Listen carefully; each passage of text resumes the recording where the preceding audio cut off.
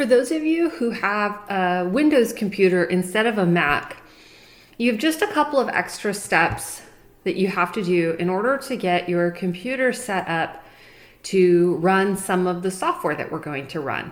So I don't actually have a Windows computer. What I have here is actually my MacBook Air that is running Windows, so I can pretend to run Windows 2. It's a little bit slow. This is a 2014 computer, but I'm gonna do my best. So in order to get some of the software running that we need, we have to install something called Windows Subsystem Linux. We want to install Linux on the computer, and that's a lot like what your classmates who have a Mac will be running. So we'll look for something called command prompt. If you type in the search bar command prompt, you see that it comes up here, and we want to run it as an administrator. If you don't run it as an administrator, it probably won't work the way you want it to work. So if it doesn't work, make sure you've gone and tried to run it as an administrator. So it's pretty easy to run this command. So we'll do run as administrator and we'll say yes. Okay, so again, I told you this computer is a little bit slow. It is a 2014 MacBook Air trying to run Windows. When the command prompt opens up, it should say something like, it shows administrator, command prompt.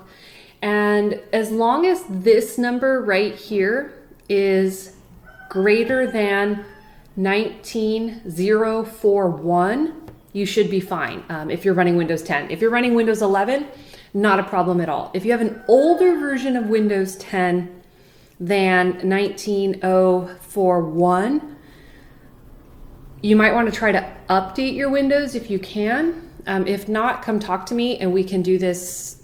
There's a little bit more of a complicated workaround. So in order to install the Windows subsystem for Linux, it's pretty straightforward. You have this command prompt. We'll type WSL space dash dash install. Windows Subsystem for Linux dash dash install. Hit enter. And it's going to do its thing. I don't know how long this is going to take. Again, my computer's pretty slow and I'm at home with my home internet, which is also kind of slow. So I will eventually pause this video and cut out while it's installing if it takes too long.